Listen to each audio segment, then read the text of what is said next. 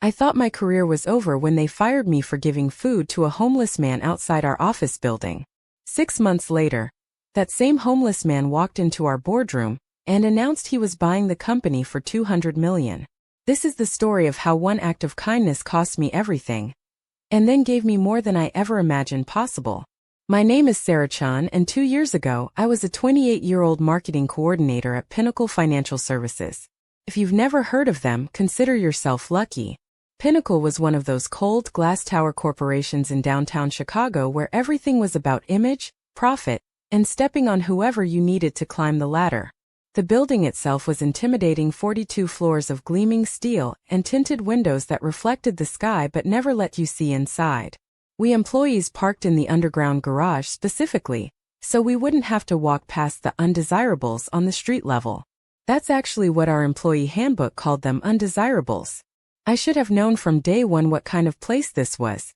During orientation, they didn't just give us dress codes and vacation policies.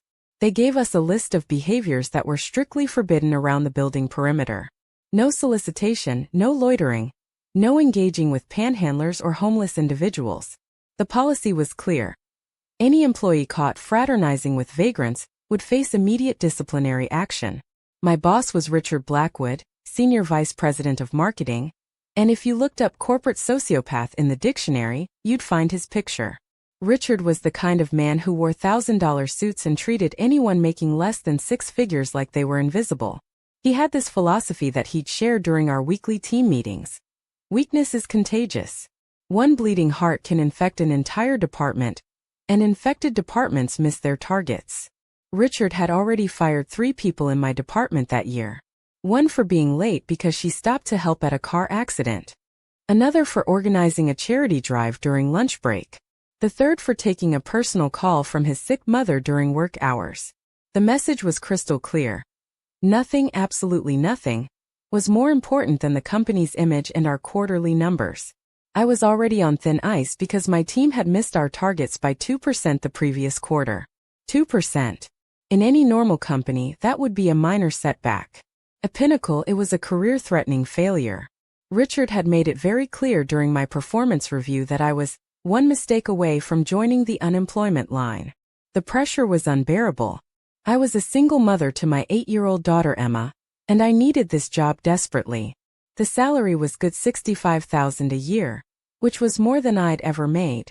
But more than that, Pinnacle had connections throughout the financial industry. Getting fired from there would mean getting blacklisted everywhere else. Richard made sure everyone knew that. So I kept my head down, worked my 60-hour weeks, and tried to blend into the background. I wore my uncomfortable business suits, carried my expensive briefcase, and pretended to care about profit margins and market penetration strategies. But every morning when I walked through those glass doors, I felt a little piece of my soul dying. The corporate culture at Pinnacle wasn't just toxic, it was deliberately cruel. They encouraged competition between departments, pitting us against each other for resources and recognition. They had motivational posters on the walls with slogans like, "Excellence through discipline," and "Weakness is a choice." During company meetings, they'd actually bring up employees who'd been fired as examples of what not to do. But the worst part was how they treated anyone they deemed beneath them. I watched Richard and other executives walk past the security guards, the cleaning staff, the food service workers like they were furniture. They'd snap their fingers for service, never say please or thank you, and complain loudly if anything wasn't perfect. The weekly department meetings were exercises in psychological warfare. Richard would stand at the front of the conference room, reviewing our performance numbers on a giant screen, calling out individual employees for even minor shortcomings. He had this way of making you feel worthless, like your entire existence depended on hitting arbitrary targets that seemed to change every quarter. "Johnson," he'd say, pointing at one of my colleagues, "your client retention rate dropped by 0.3 last month. Care to explain why you're failing this company?" Poor Johnson would stammer through some explanation while the rest of us sat there, grateful it wasn't our turn in the hot seat. The dress code was military precise. Women had to wear business suits in navy, black, or gray. Skirt length was regulated down to the inch. Jewelry was limited to classic, conservative pieces. Men's ties had to be silk, and the acceptable patterns were outlined in a 3-page memo. They actually had someone from HR walk the floors each morning, checking compliance and issuing written warnings for violations. It was December 15, 2023, and Chicago was in the grip of one of the worst cold snaps in years. The temperature had dropped to 15 degrees below normal, and the wind off Lake Michigan was brutal. I was rushing to work, running late because Emma had been sick the night before and I'd barely slept. As I hurried toward the Pinnacle building, I saw him for the first time. He was sitting on the small concrete bench outside the main entrance, and he was the only thing in that entire sterile, expensive business district that looked out of place. He was an elderly man, probably in his 70s, with silver hair and deeply lined face that spoke of a hard life. His clothes were clean but worn, a thin jacket that was nowhere near warm enough for the weather, faded jeans, and sneakers that had seen better days. But what struck me most were his eyes. They were bright blue, intelligent, and full of a quiet dignity that seemed completely at odds with his circumstances. My first instinct, the one that had been drilled into me by months of Richard's warnings, was to walk past. Don't get involved. Don't be late. Don't do anything that could jeopardize your job. But as I got closer, I could see his breath misting in the frigid air, and I remembered something my grandmother used to tell me when I was little. The measure of your character, Sarah, she'd say, is how you treat someone who can do absolutely nothing for you. I stopped walking. I looked at this elderly man, clearly in need, and I thought about Emma. What kind of mother would I be if I taught her, through my example, that keeping a job was more important than helping someone who was suffering? I changed direction and walked over to the bench. "Excuse me, sir," I said softly. "Are you all right? You look really cold." He looked up at me with those intelligent blue eyes, and I saw surprise there. Surprise that someone had actually spoken to him like he was a human being. "Just a bit chilly, young lady," he said, his voice a low, raspy whisper with just a hint of what sounded like an educated accent. And I seemed to have missed the lunch service at the local shelter. I looked down at the simple turkey and Swiss sandwich I'd packed for my own lunch, and I didn't hesitate. "Here," I said, taking it out of my bag and offering it to him. "It's not much, but please take it." He stared at the sandwich for a long moment, then looked back up at my face with an expression I couldn't quite read. "That's very kind of you," he said quietly. "Are you sure?" "I'm sure," I told him. "I can grab something from the lobby cafe." He took the sandwich with hands that were shaking from the cold, and I could see the genuine gratitude in his eyes. "Thank you," he said simply. "This means more than you know." I was about to wish him well and head inside when I saw him shiver again, and I noticed he kept pulling his thin jacket tighter around himself. Without really thinking about it, I unwound the scarf from around my neck, a soft, warm wool scarf that Emma had given me for my birthday, and held it out to him. "Please," I said. "You need this more than I do." He looked at the scarf, then back at me, and for a moment I thought I saw something almost like recognition in his eyes. But that was impossible. I'd never seen this man before in my life. "You're very kind," he said as I gently draped the scarf around his shoulders. "Very kind indeed. What's your name, if you don't mind me asking?" "Sarah," I told him. "Sarah Chen." "Well, Sarah Chen," he said, and there was something in the way he said my name like he was filing it away for later. "You've just restored an old man's faith in humanity. Thank you." I smiled and told him to stay warm, then hurried toward the building entrance. It wasn't until I was in the elevator, heading up to the 32nd floor, that I realized what I'd done. I'd not only been late to work, but I'd given away my lunch and my scarf to exactly the kind of person Richard had forbidden us to interact with. But as I sat at my desk that morning, trying to focus on quarterly reports and marketing metrics, I couldn't stop thinking about the gratitude in that old man's eyes.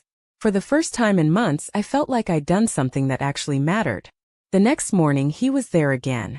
Same bench, same thin jacket, but now he was wearing my wool scarf. When he saw me approaching, he actually smiled and raised his hand in a small wave. Something about that gesture, so dignified and warm, made me stop again. "How are you feeling today?" I asked him. "A little warmer, I hope?" "Much better, thanks to you," he said, touching the scarf gently. "I slept better last night than I have in weeks." That morning, I bought him a cup of coffee from the lobby cafe and a breakfast sandwich. It only cost me $8, but the way his face lit up, You'd have thought I'd given him 1,000. We chatted for just a few minutes before I had to rush upstairs, but in that brief conversation, I learned that his name was Harold, and despite his circumstances, he was surprisingly well-spoken and knowledgeable. You know, he said as I was leaving, you're going to be late for work if you keep stopping to talk to old men on benches. I laughed. Probably, I said, but some things are more important than being on time. He gave me a long, thoughtful look. Yes, he said quietly, some things are. This became our routine. Every morning, I'd stop and bring Harold coffee and something to eat. We'd talk for 5 or 10 minutes before I had to head inside. What amazed me was the depth of our conversations. Harold wasn't just grateful for the food. He was genuinely interested in my life, my dreams, my struggles as a single mother trying to make it in a cutthroat corporate world. He told me about his own life in fragments. He'd been a successful businessman once, he said, but a series of bad investments and personal tragedies had left him with nothing. He'd lost his wife to cancer, his children had moved away and lost touch, and he'd spiraled into a depression that cost him everything. The hardest part, he told me one particularly cold morning, isn't the hunger or the cold. It's being invisible. Walking through a world where people look right through you, like you don't exist. I understood exactly what he meant. In my own way, I felt invisible at Pinnacle too. Just another cog in the machine. Another expendable employee whose only value was her productivity. But Harold saw me.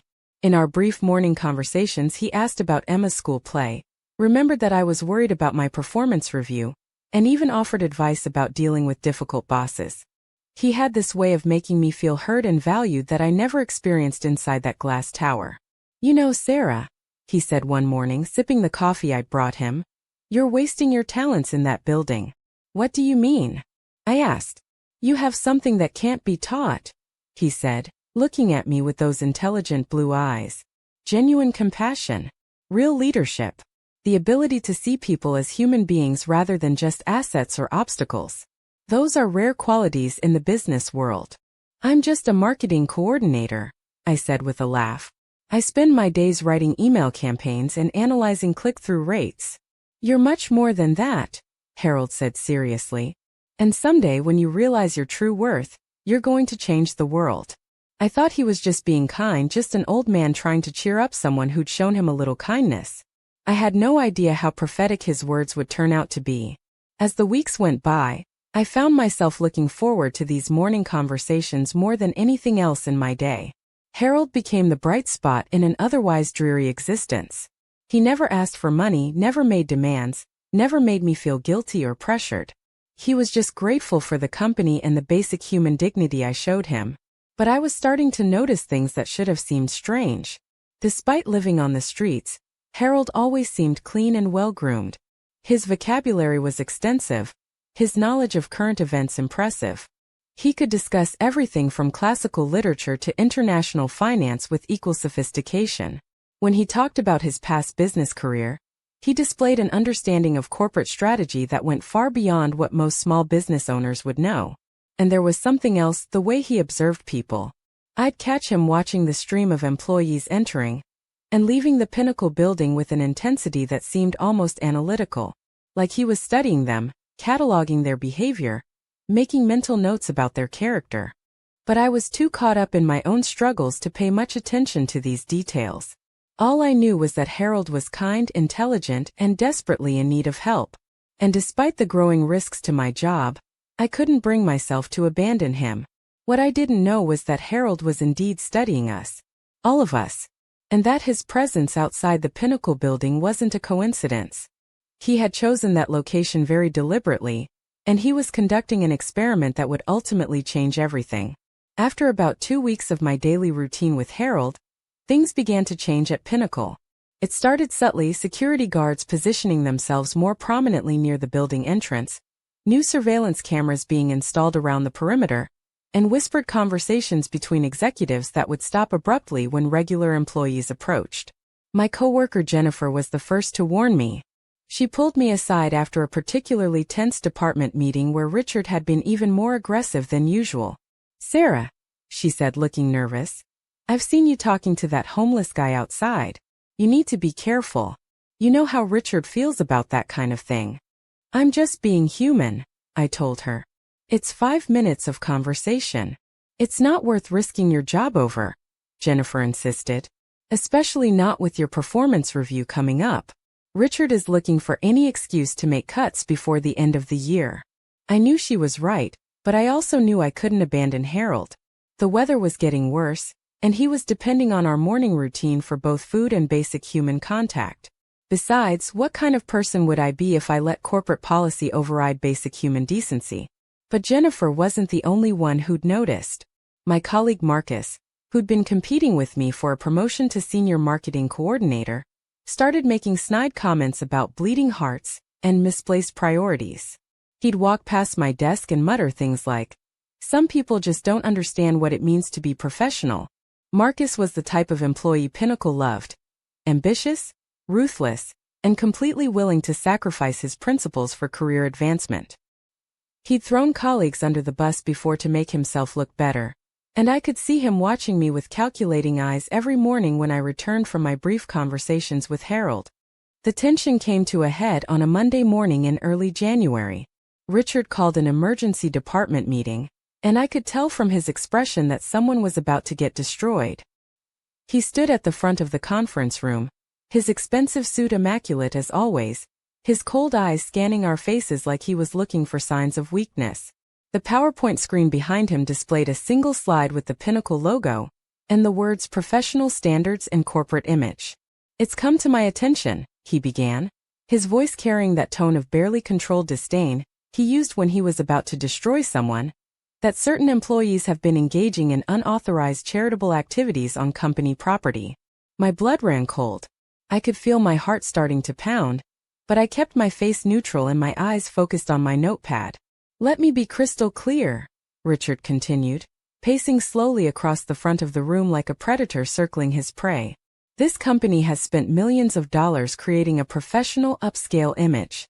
We cater to high-net-worth clients who expect a certain standard when they visit our offices. That standard does not include employees fraternizing with vagrants, beggars, or any other undesirable elements that might congregate around our building." He stopped pacing and stared directly at our department. I could feel him looking at me, but I forced myself not to meet his eyes. "I don't care about your personal bleeding heart impulses," Richard said, his voice getting louder. "I don't care about your need to feel good about yourself by throwing money at society's failures. What I care about is protecting this company's reputation and maintaining the professional environment that our clients expect." The room was dead silent. You could have heard a pin drop. "Effective immediately," Richard announced, clicking to the next slide, which showed a list of new policies. "Any employee caught engaging with homeless individuals, panhandlers, or anyone else who might damage our corporate image will face immediate termination.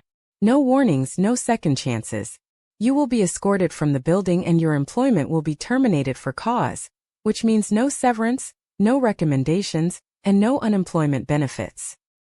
He let that sink in for a moment, clearly enjoying the fear he was instilling. "Furthermore," he continued, clicking to another slide showing camera locations, "building security has been instructed to monitor employee behavior and report any violations directly to me. We've also installed additional surveillance cameras around the perimeter to ensure compliance with this policy."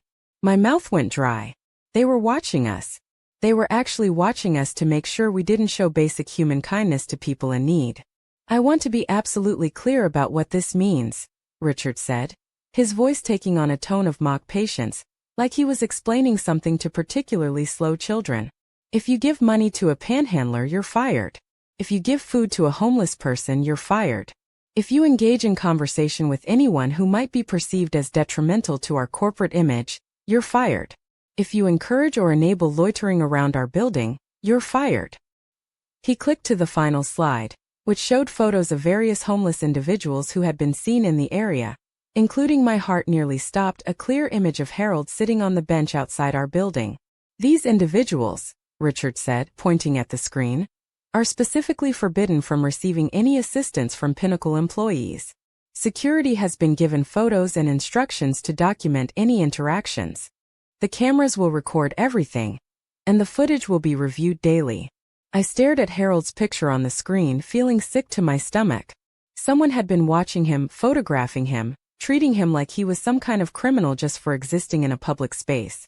"Are there any questions?" Richard asked, though his tone made it clear that questions were not welcome. No one spoke. No one even moved. The entire room was frozen in fear. "Excellent. Then we understand each other. Now let's get back to work and focus on what actually matters. Making money for this company, and maintaining the standards that separate us from our competitors." As the meeting broke up, I felt like I was going to be sick. I couldn't abandon Harold, especially now that the weather was getting even worse. But I also couldn't afford to lose my job. Emma depended on me and I had no safety net, no backup plan. That afternoon I did something I'd never done before. I left the building through the parking garage and took a different route to avoid seeing Harold. The guilt ate at me all day. I kept thinking about him sitting on that bench, probably wondering where I was, why I hadn't stopped by with his usual coffee and breakfast. But more than guilt, I felt rage. Rage at a system that valued corporate image more than human life. Rage at a boss who could look at a picture of a hungry, cold elderly man and see only a threat to quarterly profits. Rage at myself for being trapped in a job that required me to check my humanity at the door. The next morning I tried the same avoidance strategy, but as I was walking the long way around the building, I spotted Harold through the glass windows of the lobby. He was still there, still waiting, but now he looked smaller somehow, more fragile. The temperature had dropped even further overnight, and I could see him shivering even from a distance. I stood there for 10 minutes watching him through the glass, wrestling with myself. This was exactly what Richard wanted: employees so terrified of losing their jobs that they'd ignore their own conscience, their own humanity. Around me, I watched my colleagues hurrying past Harold without even glancing in his direction. People who had seemed decent and caring in our office interactions now walked by a suffering human being like he was invisible. The fear had worked. Richard's intimidation tactics had successfully turned an entire building full of people into complicit bystanders. But I thought about Emma. Not just about providing for her, but about the kind of person I wanted her to grow up to be. What was I teaching her if I prioritized my paycheck over basic human compassion? I thought about my grandmother, who had hidden Jewish families during World War II despite the risk to her own life. "Sometimes, Sarah," she had told me, "being a good person means being willing to lose everything." And then I thought about Harold's words from the previous week. "You have genuine compassion, real leadership, the ability to see people as human beings rather than just assets or obstacles." I made my choice. I bought Harold his usual coffee and breakfast sandwich from the lobby cafe, took a deep breath and walked outside. I knew the cameras were recording. I knew Marcus or someone like him would probably report me. I knew I was risking everything. But some things are more important than keeping a job. When Harold saw me coming, his face absolutely lit up. "Sarah," he said, his voice full of genuine warmth and relief. "I was starting to worry something had happened to you." "I'm sorry," I told him, handing him the coffee and food. "Things have been complicated at work."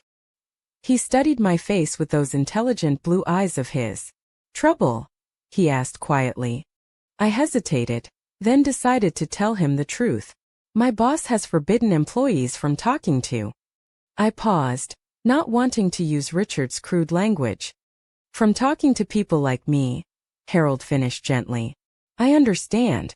You shouldn't risk your job for an old man you barely know." "It's not about risk," I said firmly. "It's about what's right. And leaving you out here in this weather without even a kind word, that's not right." Harold was quiet for a long moment, sipping his coffee and studying my face. When he spoke again, his voice was different, somehow deeper, more thoughtful. "You know, Sarah," he said, "I've been sitting on this bench for almost 3 months now. I've watched hundreds of people walk past me every single day. Wealthy people, successful people, people with advanced degrees and important titles and expensive cars." He paused, looking up at the imposing glass tower of Pinnacle Financial. "Do you know how many of them have shown me the basic courtesy of acknowledging that I exist as a human being?" he asked. I shook my head. "One," Harold said simply. "Just one. You." He took another sip of his coffee, then looked back at me with an expression I couldn't quite read. "That tells me something very important about the kind of people who work in that building," he continued. "And it tells me something even more important about you. We talked for a few more minutes, and then I reluctantly headed inside. I was already 10 minutes late, which would definitely be noticed, but I felt better than I had in days. I'd made my choice, and whatever happened next, at least I'd be able to look at myself in the mirror. What I didn't know was that our conversation had been recorded by one of the new security cameras Richard had installed. What I didn't know was that Marcus had volunteered to review the surveillance footage each morning and report any violations directly to Richard. And what I definitely didn't know was that Richard was planning to make an example of me that would terrify every other employee into absolute compliance with his new policy. The trap was already set. I just didn't know I was walking into it. For the next 2 weeks, I continued my morning routine with Harold, but with growing anxiety.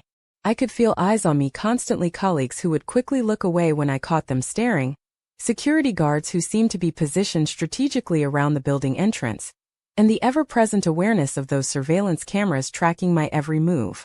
Marcus had become increasingly smug, often making comments within earshot about people who don't know where their loyalties should lie, and employees who clearly don't understand corporate priorities. He'd started arriving at work earlier, claiming he wanted to get a head start on the day, but I suspected he was actually positioning himself to witness my morning interactions with Harold. The stress was taking its toll. I was barely sleeping, constantly worried about being fired and what that would mean for Emma and me. But every morning when I saw Harold sitting on that bench in the freezing cold, I couldn't bring myself to walk past him. He'd become more than just someone I helped. He'd become a friend. Someone who listened to my problems and offered wisdom that seemed far beyond what his circumstances would suggest. Harold, meanwhile, had noticed the increased surveillance and tension. "They're watching you," he said one particularly cold morning as I handed him his coffee. "Are you sure you want to continue putting yourself at risk?" "I'm sure," I told him, though my voice probably betrayed my fear. "Some things are worth fighting for." He gave me one of his long, thoughtful looks. "Yes," he said quietly, "some things are. But you should know that whatever happens, your kindness has meant more to me than you could possibly imagine." I should have paid more attention to the way he said that, like someone saying goodbye. The trap was sprung on a Tuesday morning in late January. The weather had turned brutal overnight, with temperatures dropping to -5 degrees and a wind chill that made it feel like -20. I'd actually debated whether to skip my routine with Harold that morning, but the thought of him sitting out there in that kind of cold without even a warm drink to help him made the decision for me. As I approached Harold's usual bench, I could see him hunched over, shivering violently despite the scarf I'd given him and what looked like several additional layers he'd managed to acquire. He looked smaller and more fragile than I'd ever seen him, and my heart ached at the sight. What I didn't notice in my concern for Harold's well-being was the unusual number of people positioned around the building entrance. Security guards who normally stayed inside were standing outside despite the cold. Marcus was lurking near the corner, pretending to talk on his phone, and Richard himself was standing just inside the glass doors, clearly visible but trying to look casual. I bought Harold his usual coffee and a breakfast sandwich, but this time I also grabbed a container of hot soup from the lobby cafe. The weather was just too dangerous for someone his age to be outside without proper nutrition and warmth. "Harold," I said as I approached him, "this weather is insane. Are you sure you can't get into a shelter?" He looked up at me with those intelligent blue eyes, and I saw something there I'd never seen before. What looked almost like sadness or maybe regret. "The shelters are full," he said quietly, accepting the coffee and food gratefully. "But don't worry about me, Sarah. I've survived worse than this." As we were talking, I noticed him glancing repeatedly toward the building entrance, and I turned to see what he was looking at. That's when I realized we had an audience. Richard Blackwood was pushing through the glass doors, flanked by 2 security guards and what looked like the building manager. Marcus was approaching from the side, his phone held up like he was recording, and scattered around the area were at least 5 other Pinnacle employees, all pretending to be busy with their own affairs but clearly focused on what was happening at Harold's bench. My blood turned to ice as I realized what was happening. This was a setup. They'd been waiting for this moment, planning it, choreographing it for maximum impact. Richard approached us with the confident stride of a predator who knows he's caught his prey. He was wearing an expensive wool coat over his suit, his face flushed with the cold and what looked like anticipation of the confrontation to come.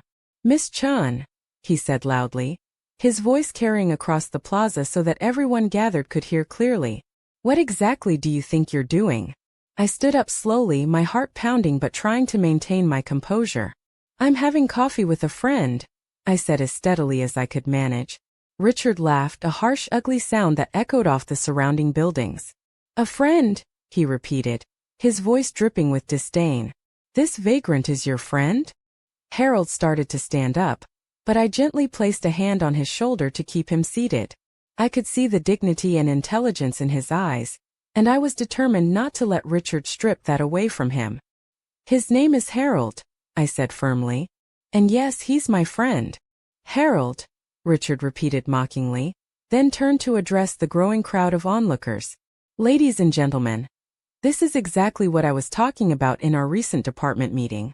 This is what happens when employees lose sight of their priorities and responsibilities. He turned back to me, his eyes cold and calculating. Miss Chen, do you recall the explicit instructions I gave regarding unauthorized charitable activities on company property? I remember, I said. But Harold isn't on company property. He's on a public bench on a public sidewalk. Don't try to lawyer your way out of this, Richard snapped. You are representing this company every time you wear that security badge, and your behavior reflects directly on Pinnacle Financial Services. By engaging with this individual, you are damaging our corporate image and violating explicit company policy. Harold finally spoke up, his voice quiet but clear. Sir, if I may, this young woman has done nothing wrong. She's simply shown kindness to someone in need. If anyone should be criticized for this situation, it should be me, not her. Richard turned on Harold with a viciousness that actually shocked me. You don't get to speak, he snarled. You don't get to have an opinion. You're a burden on society, a failure. A waste of space who contributes nothing and takes everything. The fact that you're sitting here begging for handouts instead of getting a job and contributing to society tells me everything I need to know about your character. The cruelty in Richard's voice was breathtaking. I'd seen him be cold and calculating with employees, but this was different. This was pure, undisguised contempt for another human being. That's enough, I said, stepping protectively in front of Harold. You don't get to talk to him that way. I'll talk to him however I want, Richard shot back. And I'll talk to you however I want too. You're fired, Miss Chen. Effective immediately. Security will escort you to your desk to collect your personal belongings, and then you'll be escorted from the building. The words hit me like a physical blow, but I tried not to let it show. Fine, I said.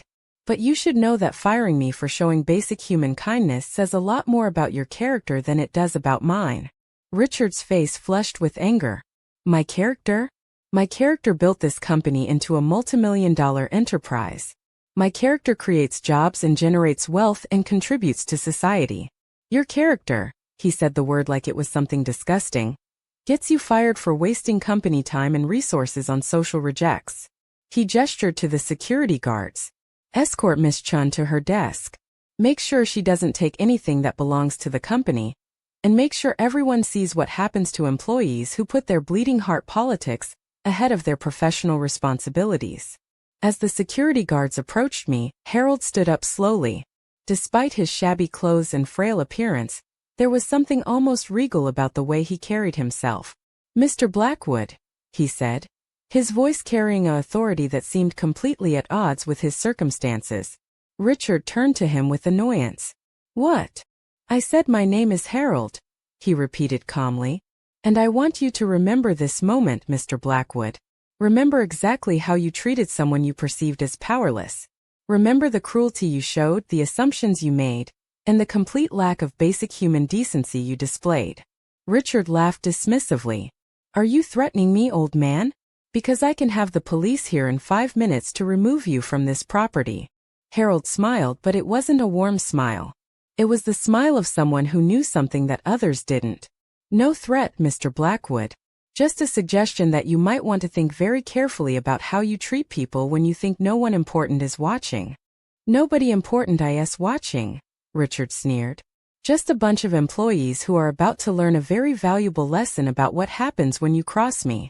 The security guards took my arms, not roughly but firmly, and began leading me toward the building. As we walked away, I heard Harold call out, "Sarah, remember what I told you about your true worth. This isn't the end of your story. It's just the beginning." I was walked through the lobby like a criminal, past colleagues who averted their eyes in fear and embarrassment. The elevator ride to the 32nd floor felt like it lasted forever, and when we reached my desk, I could feel the eyes of my entire department on me. Richard had followed us up, clearly wanting to milk every moment of this humiliation for maximum intimidation value. "Let this be a lesson to all of you," he announced loudly. "This is what happens when you put misguided compassion ahead of corporate loyalty. Miss Chen chose to prioritize a vagrant over her career, and now she's paying the price." I packed my personal belongings into a cardboard box while everyone watched. Pictures of Emma, a few books, a coffee mug she'd made me in art class. Everything that made my workspace feel human was being stripped away, just like Richard was trying to strip away the humanity of everyone who worked for him. Jennifer approached cautiously, tears in her eyes. "Sarah, I'm so sorry," she whispered. "This isn't right." "It's okay," I told her, though it definitely wasn't. "Just don't let them turn you into someone you don't recognize, okay?" Marcus, meanwhile, was practically glowing with satisfaction. He'd positioned himself where he could watch the entire proceedings, probably already mentally redecorating my office space. As the security guards escorted me back to the elevator, Richard made one final announcement. "Miss Chen's position will be posted internally by the end of the week. I trust that whoever applies will demonstrate better judgment and clearer priorities than their predecessor." The walk through the lobby and out of the building felt surreal. One moment I'd been an employee with a steady income and benefits, and the next I was unemployed with a black mark on my record that would follow me throughout the industry. Outside, Harold was still sitting on his bench, but now he was surrounded by building security and what looked like police officers. I could see them gesturing for him to move along, clearly emboldened by Richard's public display of authority. As I walked past, carrying my box of belongings, Harold caught my eye and mouthed the words, "Trust me." I had no idea what he meant, but I nodded anyway. At that moment, he was the only person in the world who seemed to understand what I was going through. The next 6 months were the hardest of my life. Richard had been true to his word about blacklisting me from the financial industry. Every job application I submitted was met with rejection, often after what seemed like promising initial interviews. Word traveled fast in Chicago's tight-knit financial community, and apparently being fired from Pinnacle for insubordination and unprofessional conduct was enough to make me unemployable. Emma noticed the change immediately. We had to move from our nice 2-bedroom apartment to a cramped 1-bedroom in a less safe neighborhood. I had to cancel her dance classes, switch her to a cheaper after-school program, and start shopping at discount grocery stores. The worst part was trying to explain to an 8-year-old why everything in her life was suddenly different. "Mom, why can't I take dance anymore?" she asked one evening as we shared a dinner of mac and cheese for the 3rd time that week. "We're just going through a tight period financially, sweetheart," I told her, trying to keep my voice steady. "Sometimes grown-ups have to make difficult choices." "Is it because you helped that man outside your work?" she asked, and I realized she'd understood more about the situation than I'd given her credit for. I sat down next to her on our second-hand couch. "Yes," I said honestly. "Mommy lost her job because she helped someone who needed help." Emma was quiet for a moment, then looked up at me with those serious 8-year-old eyes. "Did you do the right thing?" "I think so," I told her. "But sometimes doing the right thing is expensive." She nodded gravely. "Grandma always said that doing the right thing isn't supposed to be easy." My mother had passed away 2 years earlier, but her wisdom lived on through Emma's innocent understanding of right and wrong. In that moment, despite all our financial struggles, I felt proud of the values I was passing on to my daughter. But pride doesn't pay rent. I took whatever work I could find, waitressing at a diner, stocking shelves at a grocery store, cleaning offices at night. The pay was a fraction of what I'd made at Pinnacle, and the hours were brutal.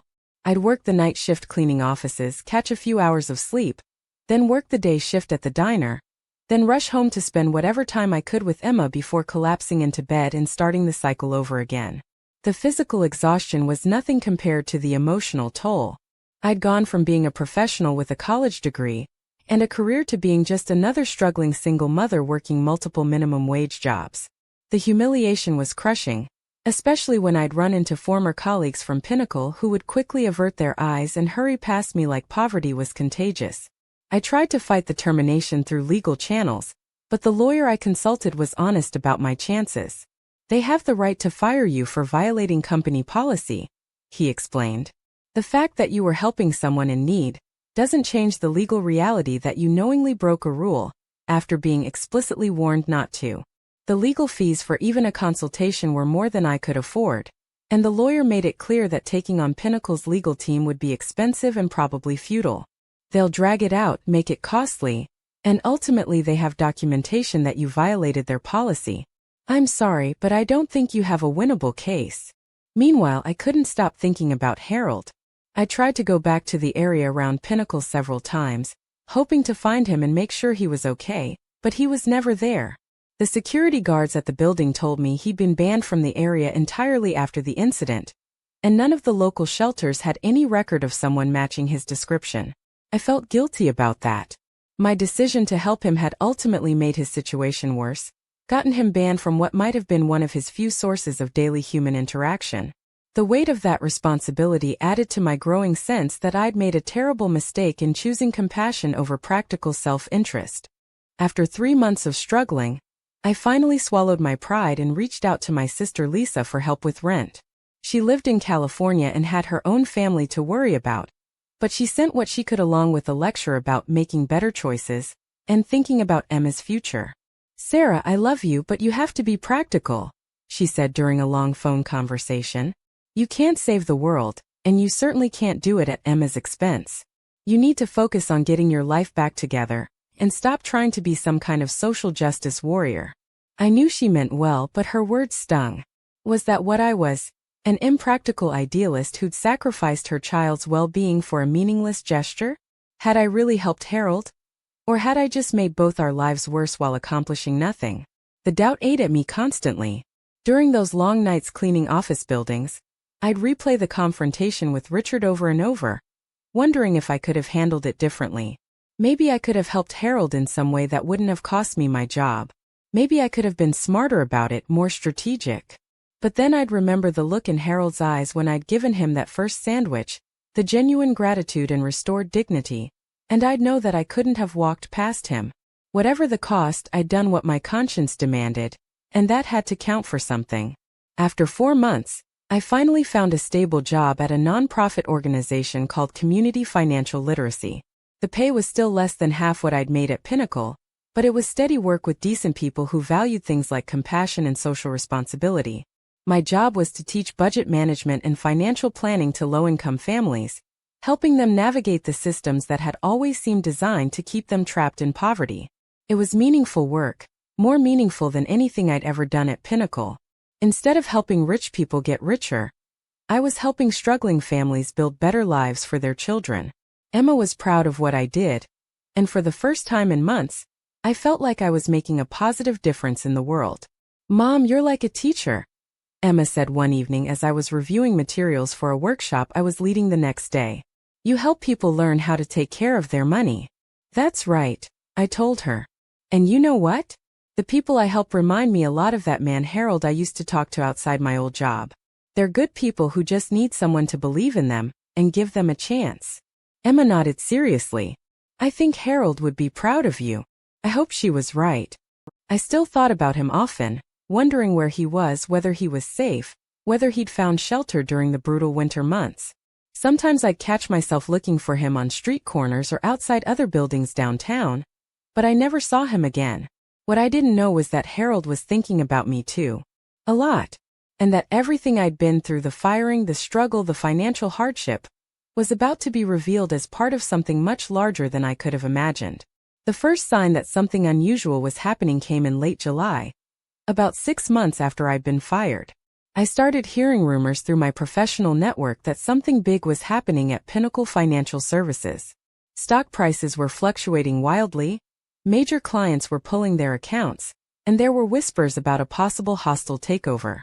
Jennifer, my former colleague who'd stayed in touch despite the risks to her own position, called me one evening with updates.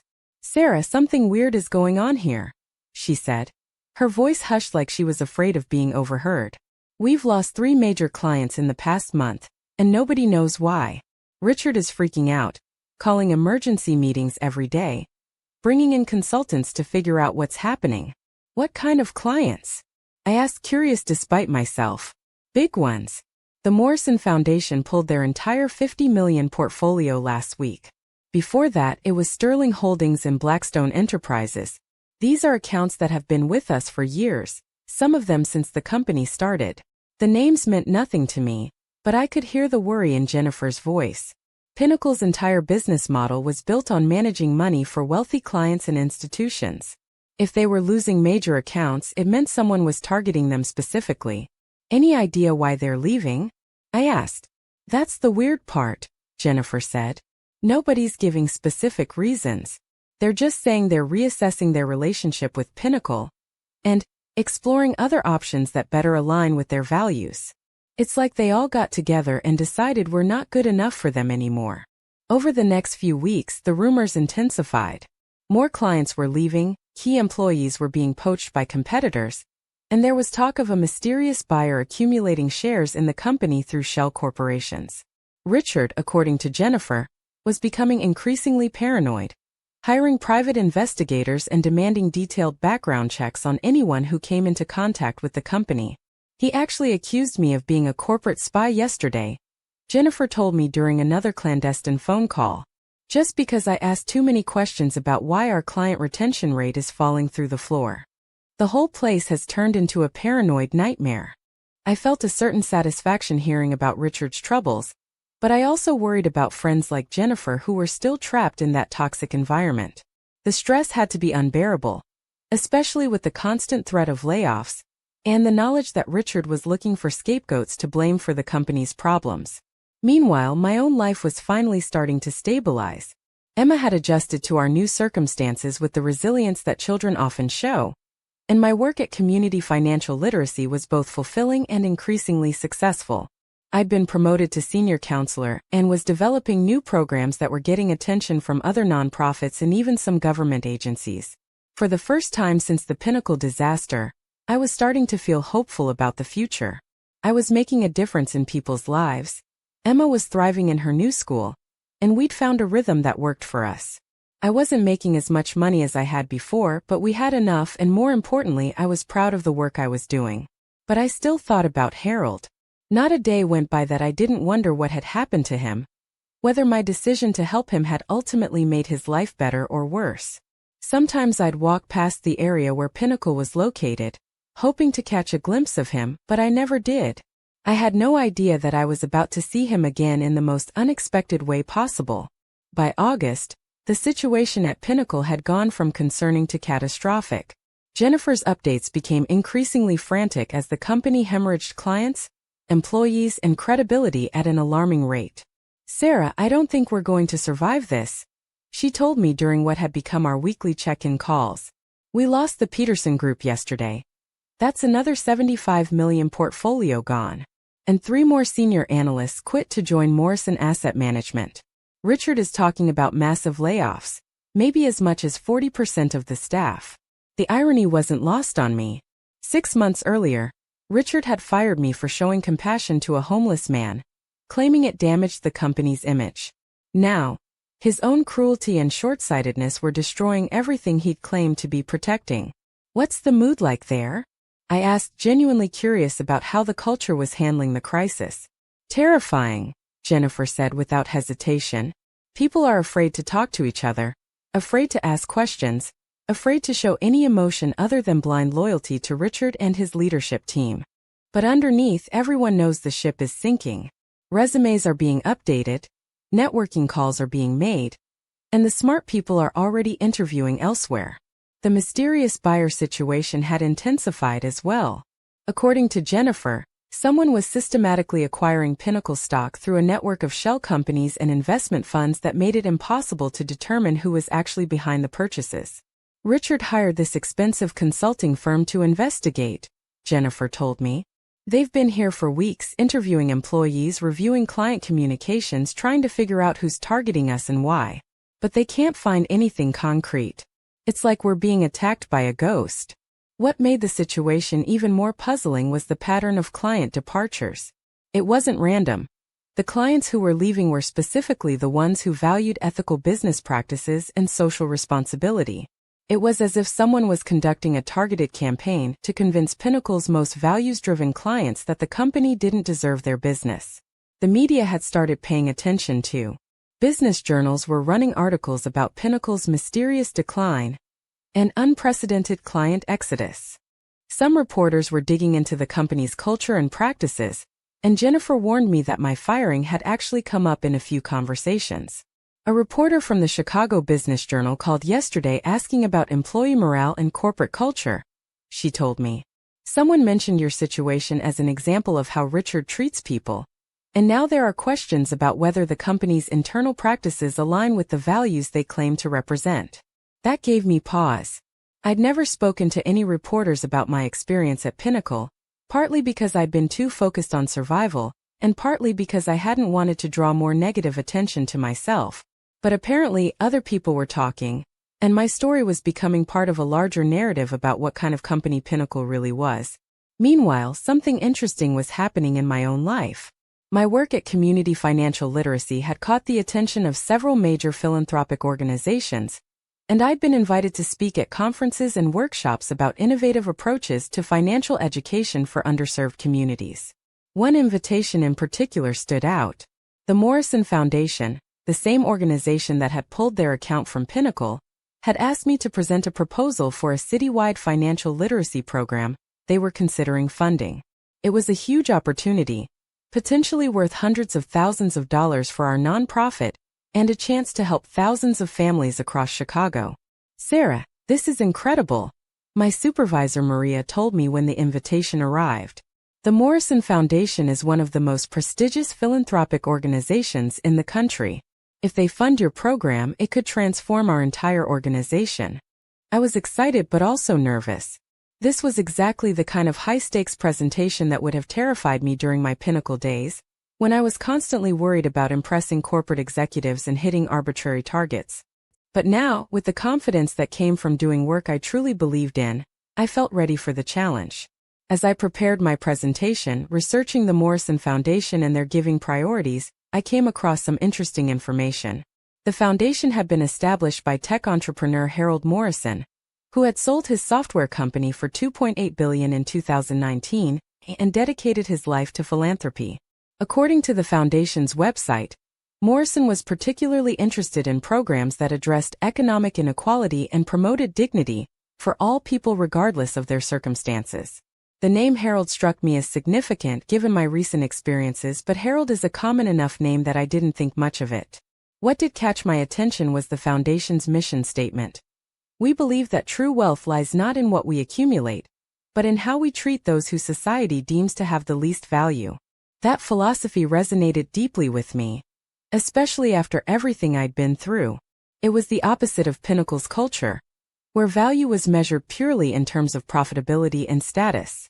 The presentation was scheduled for early September, and as the date approached, I found myself thinking more and more about Harold, not Harold Morrison the philanthropist, but Harold the homeless man I'd befriended outside Pinnacle. I wondered what he would think about my new career, whether he'd be proud of the work I was doing to help people in situations similar to his own. During one of my evening walks through downtown, I made a detour past the Pinnacle building. I hadn't been back there since the day I was fired, and I was curious to see how the company's troubles were affecting the atmosphere around the building. What I saw surprised me. The usual stream of confident, well-dressed professionals was notably thinner, and those who were there looked stressed and worried. Security presence had increased dramatically, with guards posted at every entrance and new cameras visible throughout the plaza area.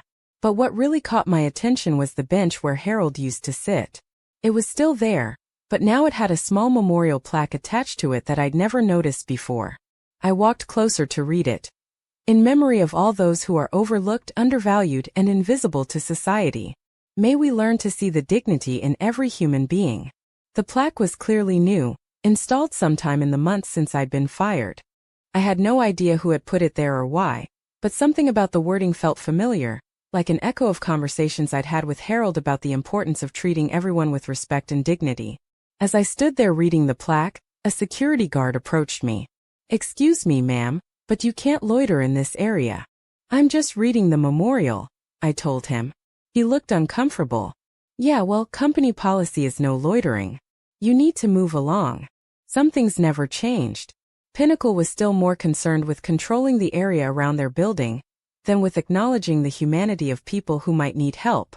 But the fact that someone had managed to install that memorial plaque suggested that not everyone shared their perspective. The next day, Jennifer called with the most shocking news yet. "Sarah, you're not going to believe this," she said, her voice breathless with excitement and disbelief. "Richard got fired." "What?" I nearly dropped the phone. "How is that possible?" "The board called an emergency meeting yesterday and voted him out," Jennifer explained. "Apparently, the stock price has dropped so much and we've lost so many clients that they decided a change in leadership was necessary. Richard was escorted out of the building this morning just like what happened to you." I felt a surge of satisfaction mixed with genuine surprise. Richard had seemed untouchable, protected by his connections and his reputation as a profit maker. The idea that he could be brought down by the same forces of accountability that he'd used against others was almost too good to believe. "Who's taking over?" I asked. "That's the weird part," Jennifer said. "They've brought in an interim CEO from outside the company, someone nobody has ever heard of. And the first thing he did was announce that the company is being sold to a private buyer.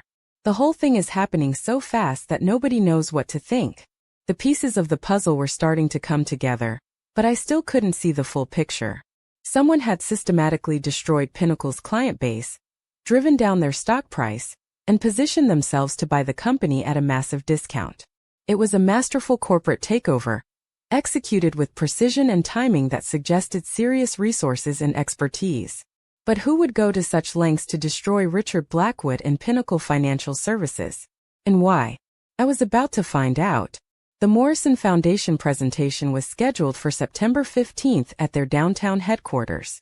I'd spent weeks preparing, developing a comprehensive proposal for a financial literacy program that could serve thousands of families across Chicago's most underserved communities.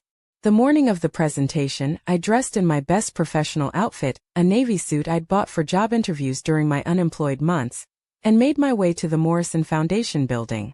It was a beautiful modern structure with floor-to-ceiling windows and an airy, welcoming lobby that felt completely different from Pinnacle's intimidating corporate fortress. The receptionist directed me to the 14th floor, where I was greeted by a friendly woman named Rebecca, who introduced herself as the Foundation's program director. "Miss Chen, we're so excited to hear your presentation," she said as she led me down a hallway lined with photographs of the Foundation's work around the world.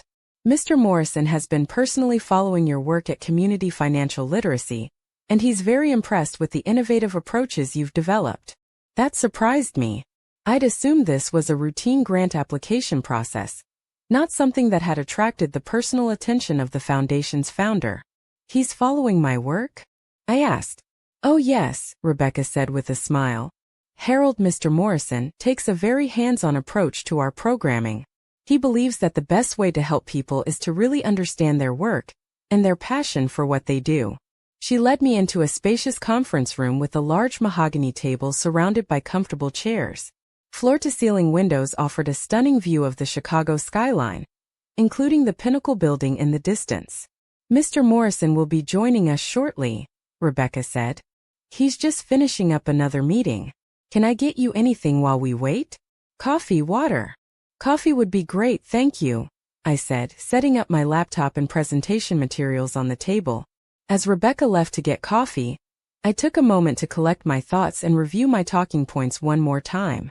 This was the biggest opportunity of my professional life, a chance to secure funding for a program that could genuinely change lives and communities.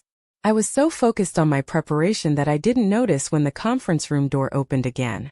It wasn't until I heard a familiar voice say, "Hello, Sarah," that I looked up from my notes and froze. Standing in the doorway was Harold. Not Harold Morrison the philanthropist, but Harold, my Harold, the homeless man I'd shared coffee and sandwiches with outside the Pinnacle building. He was wearing an impeccably tailored charcoal suit, his silver hair was neatly styled, and he looked every inch the successful businessman. But those intelligent blue eyes were unmistakable. I stared at him in complete shock, my mind struggling to process what I was seeing. "Harold," I whispered. He smiled, that same warm, dignified smile I remembered from our morning conversations. "Hello, Sarah. It's good to see you again." My brain felt like it was short-circuiting. "I don't understand. What are you doing here? How are you here?" "You were." I gestured helplessly, unable to finish the sentence. "Homeless," Harold said gently, "sitting on a bench outside your office building, accepting sandwiches and coffee from a kind young woman who took time out of her busy morning to show compassion to a stranger." He walked into the room and closed the door behind him, then took a seat across from me at the conference table. "That was real, Sarah. Everything about those conversations, everything about the gratitude I felt for your kindness, that was absolutely real. But the circumstances weren't entirely what they appeared to be." I was still staring at him, trying to reconcile the two versions of Harold in my mind.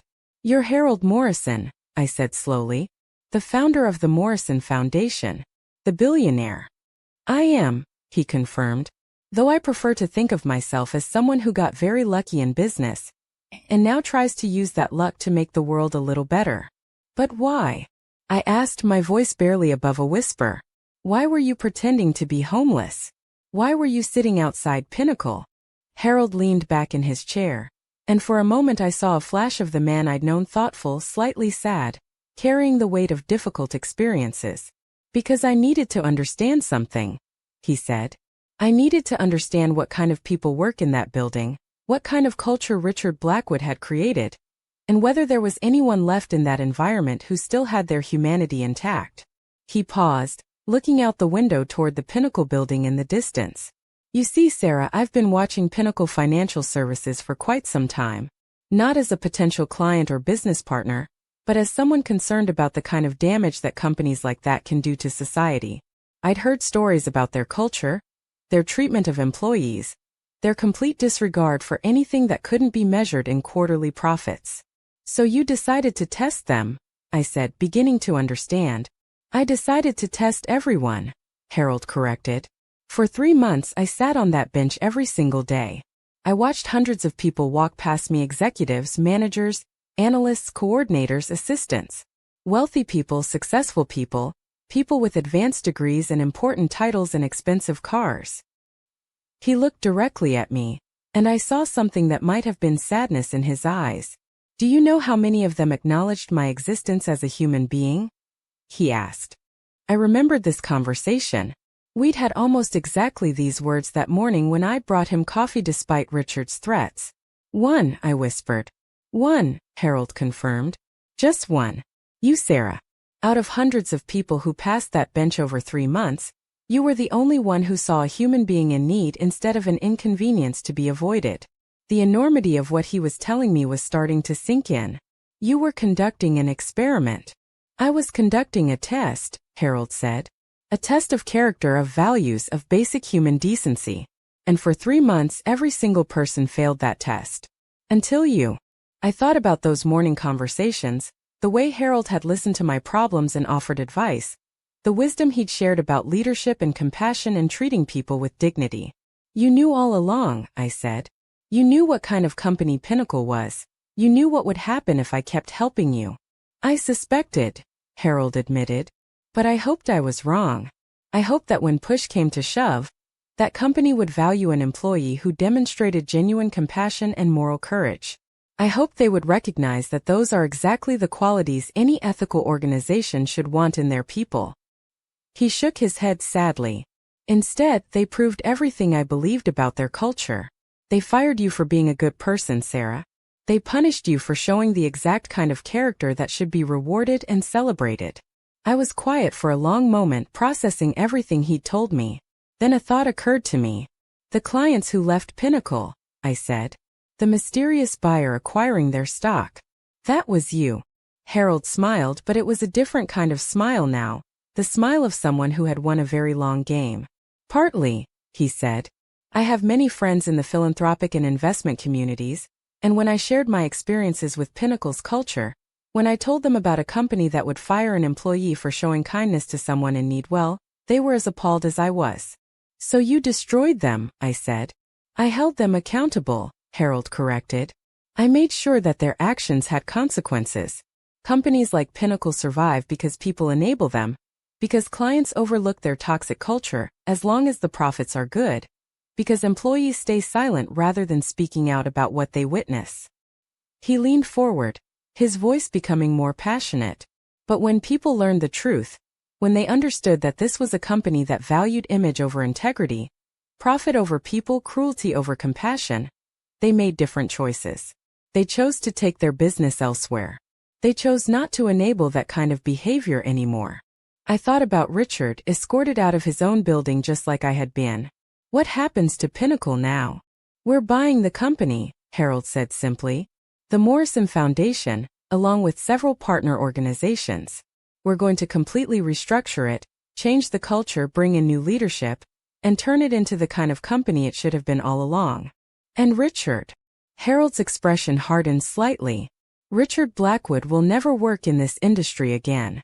Not because I'm vindictive, but because his behavior toward you, and toward me, and toward countless others over the years, demonstrated a fundamental character flaw that makes him unfit for any position of authority over other people. I was still struggling to absorb everything I was learning. The memorial plaque on the bench where you used to sit. That was you too. That was me, Harold confirmed. I wanted to make sure that spot was remembered not as a place of humiliation and dismissal, but as a place where someone showed extraordinary courage and kindness under pressure. He reached into his jacket and pulled out an envelope. Which brings me to why I asked you here today, Sarah. Yes, we'd like to fund your financial literacy program. The full amount you requested, plus additional resources for expansion. But more than that, I'd like to offer you a position. I took the envelope with trembling hands. What kind of position?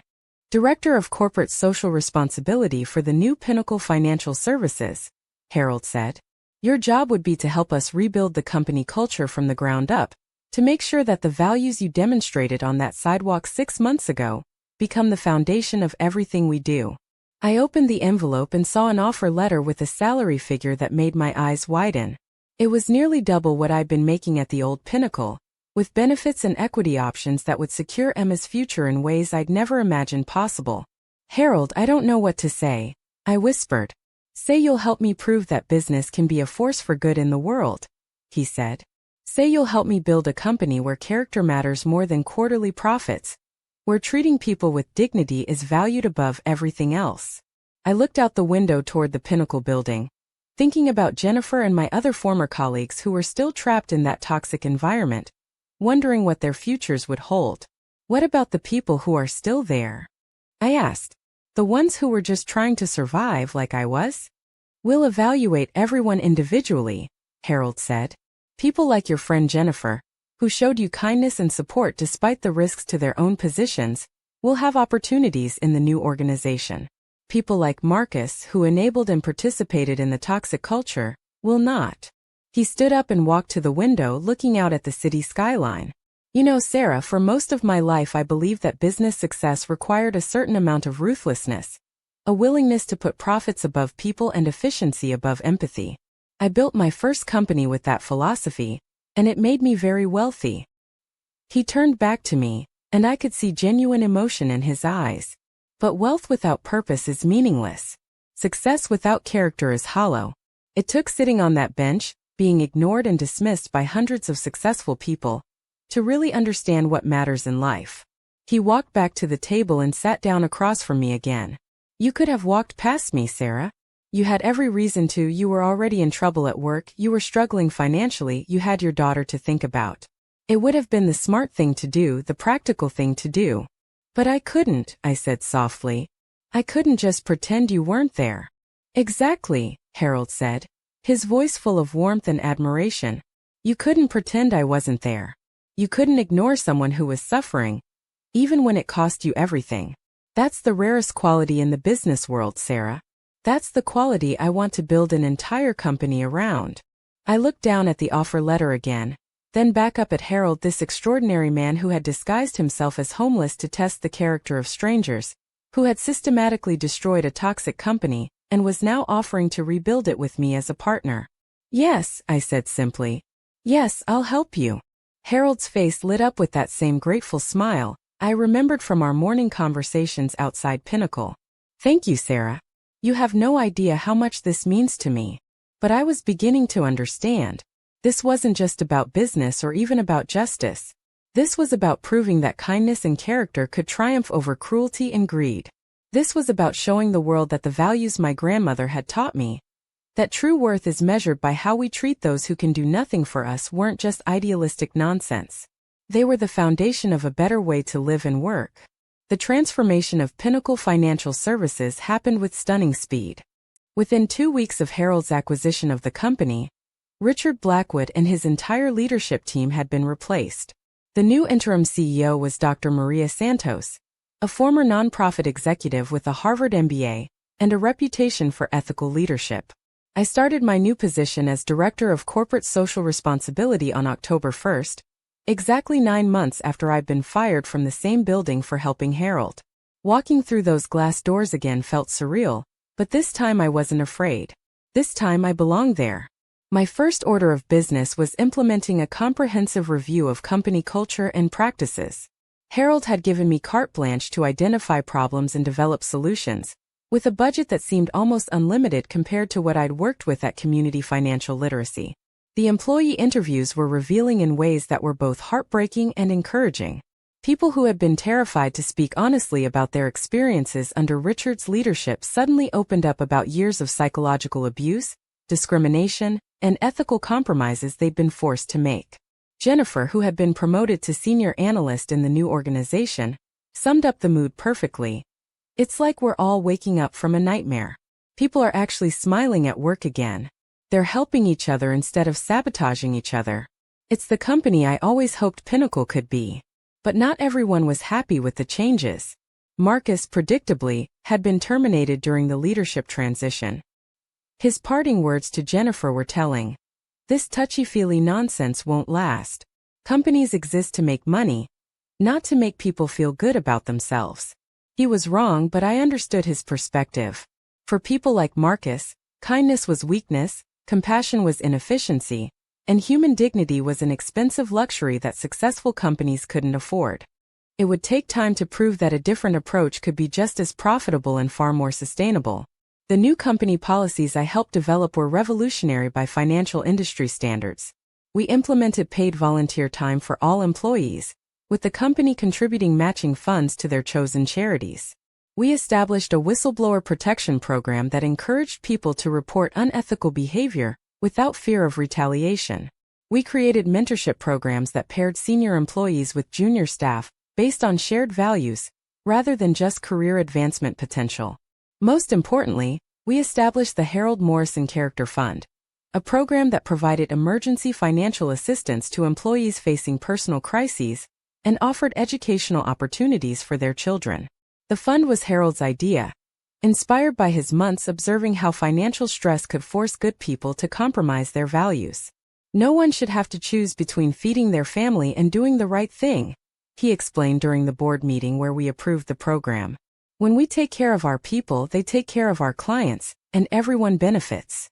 The results were immediate and dramatic. Employee satisfaction scores, measured through anonymous surveys, jumped from among the lowest in the industry to among the highest. Productivity increased as people started working collaboratively, instead of competing destructively. Client retention improved as our staff began genuinely caring about helping people achieve their financial goals, rather than just maximizing fees. But the most meaningful change for me was personal. Harold had asked me to establish a community outreach program that would connect Pinnacle with local homeless services and poverty assistance organizations. Every month, teams of employees would volunteer at shelters, food banks, and job training programs, gaining first-hand experience with the populations they'd once been taught to ignore or avoid. The memorial bench where Harold and I had first met became a symbol of the company's transformation. We installed a small plaque next to the original memorial that read, "In honor of Sarah Chen, who chose compassion over convenience and taught us all what true leadership looks like." I was embarrassed by the recognition, but Harold insisted it was necessary. People need to understand that heroes aren't just the ones who build companies or make billions of dollars, he said. Sometimes heroes are the ones who stop to give a sandwich to someone who's hungry. 6 months after the transformation began, Pinnacle was featured on the cover of Forbes magazine with the headline "Profit with Purpose: How One Company Proved That Kindness is Good Business." The article detailed our financial performance, which had actually improved under the new leadership structure, and highlighted several specific examples of how treating employees and clients with dignity had led to better outcomes for everyone. The interview with Harold was particularly powerful. When asked about his decision to pose as a homeless man to test the company's character, he was unapologetic. "If you want to know what kind of people you're dealing with, watch how they treat someone they think can't help them." Sarah Chen passed that test with flying colors, and now she's helping us build a company where that kind of character is the norm, not the exception. But the most satisfying moment came when I received a handwritten letter from Emma's teacher. She wrote, "I wanted you to know how proud Emma is of the work you're doing." During our class discussion about careers and values, she stood up and told everyone that her mom got fired for helping someone, but then that someone turned out to be a secret millionaire who gave her an even better job. She said it proves that doing the right thing always works out in the end, even when it's scary. Emma was right, but it had taken me a long time to understand that working out didn't necessarily mean getting rewarded with money or recognition.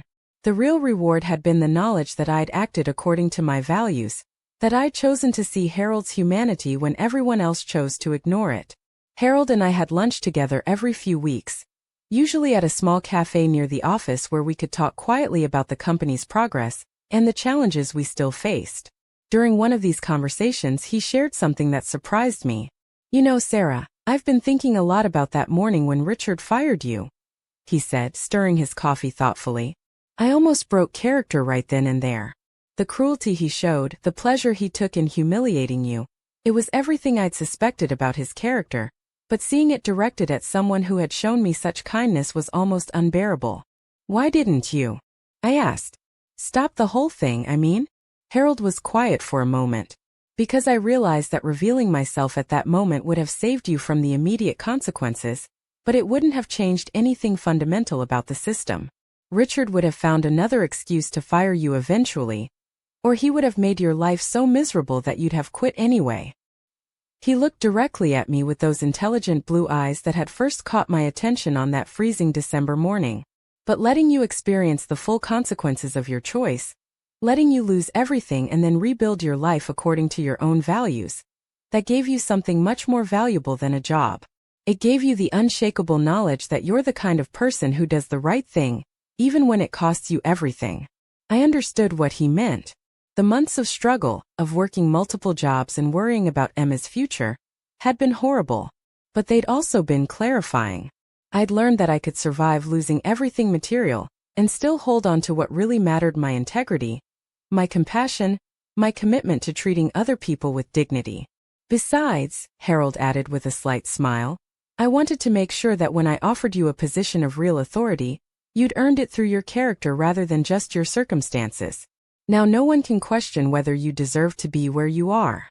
As I finished telling you this story, it's been exactly 2 years since that freezing December morning when I first met Harold on the bench outside Pinnacle Financial Services.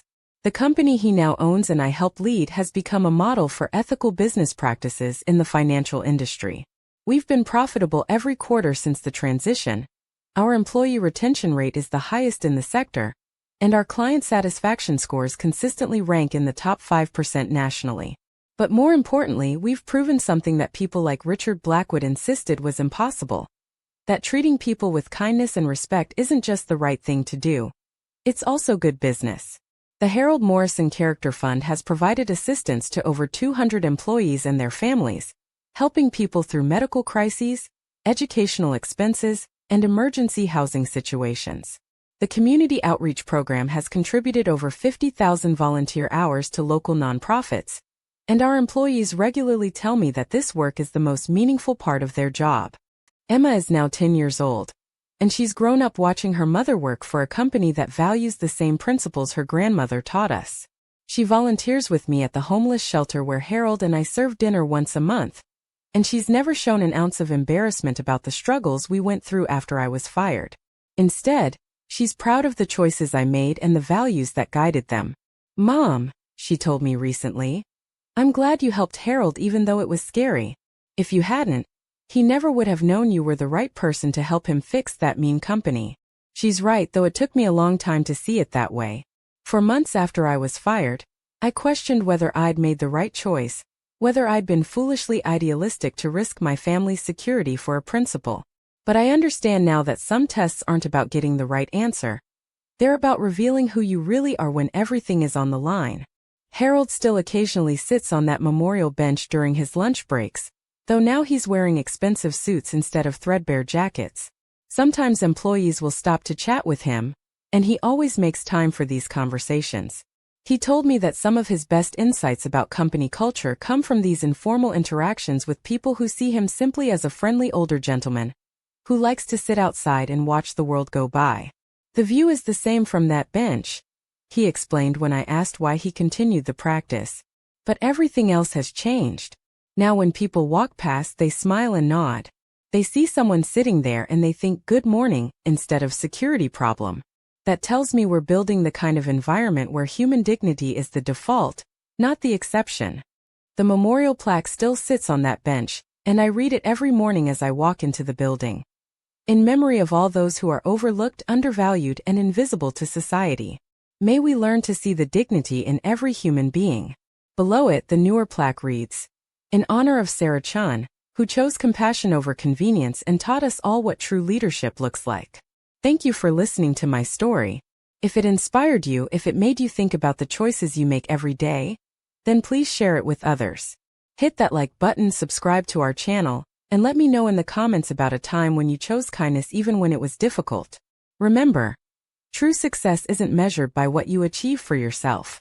It's measured by what you do for others when you think no one is important. But someone is always watching, and that someone might just change your life.